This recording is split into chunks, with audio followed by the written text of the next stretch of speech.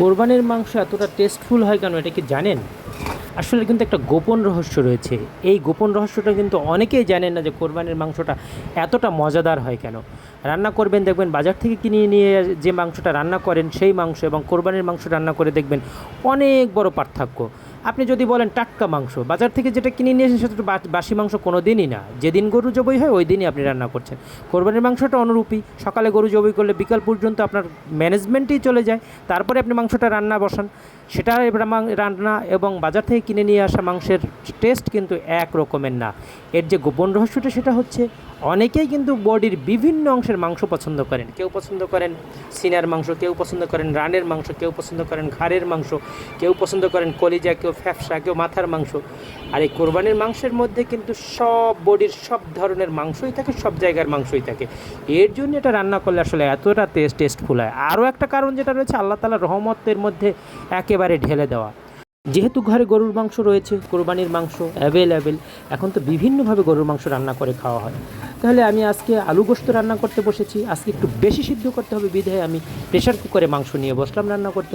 Pressure কুকারে মাংস রান্না করার ক্ষেত্রে সব ধরনের মশলা ব্যবহার করেছি। এর মধ্যে একটু ঝাল এবং লাল করার জন্য আমি হলুদ এবং মরিচের পরিমাণটা একটু বাড়িয়ে দিয়েছি। এবং আজকে যেহেতু আমি একটা আলাদা ব্যতিক্রমী খাবার খাবো, সেহেতু আমি এর সাথে একটু ঝোলটাও বেশি দরকার, ঝোলের পরিমাণটাও বাড়িয়ে দিয়েছি। দিলাম চেপে একেবারেই প্রেশার কুকারের ঢাকনাটা দিয়ে ঢেকে দিলাম। এখন দেখেন এই যে খাবারটা, যেহেতু আমি বাগেরহাটের মানুষ সেহেতু আমার জাতীয় খাবার তো খেতেই হবে। কোরবানি চলে গিয়েছে, এই খাবারটা খাওয়া হয়নি, এখন আপনাদের সাথে শেয়ার করা হয়নি, সেহেতু আমি সেই যে ঐতিহাসিক বাগেরহাটের জাতীয় পিঠা সেই পিঠে নিয়ে বসলাম।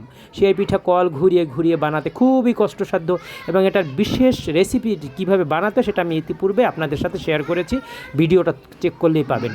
রান্না করা হয়ে গিয়েছে সেই পিঠা। এখন এর মধ্যে কোরবানির মাংস একেবারে টইটুম্বুর এক গাদি মাংস রান্না করা, ঝোল ঝোল মাংস, আলু গোশত। আমি যে যে অংশটা পছন্দ করি সেই অংশটা নিয়ে বসলাম। এর মধ্যে রয়েছে নলির মাংস, সিনার মাংস, আহ কি মজা! এবং যারা এই পিঠাটা খেয়েছেন তারাই একমাত্র জানবেন এর মজাটা কতটা শক্তিশালী, কতটা টেস্টফুল এই পিঠাটা।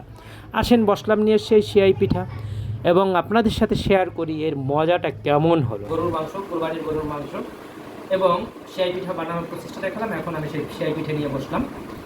ফিনিশিং যে খাবার আইটেম, যেটা খাবারের সময় আসলে আমি মানে সাজানো গোছানো নিয়ে বসার ধৈর্যটা আমার হয়নি, কারণ এত মজাদার এই খাবারটা।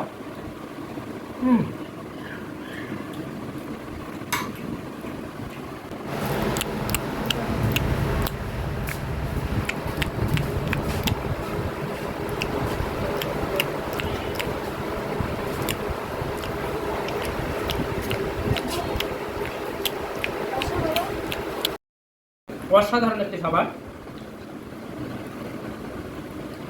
একটু ঝাল ঝাল দিয়ে রান্না করবেন, আবার পিঠাটা একটু শক্ত করে বানাবেন।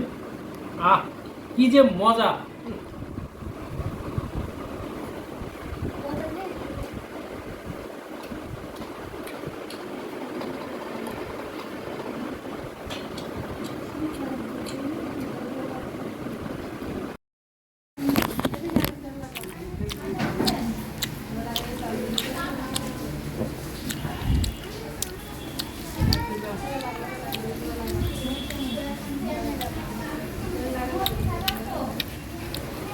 তাহলে বন্ধুরা, কথা কিন্তু একটাই, ভালো থাকবেন, ভালো রাখবেন, এভাবে সেই পিঠা রান্না করে খাবেন গরু মাংস দিয়ে।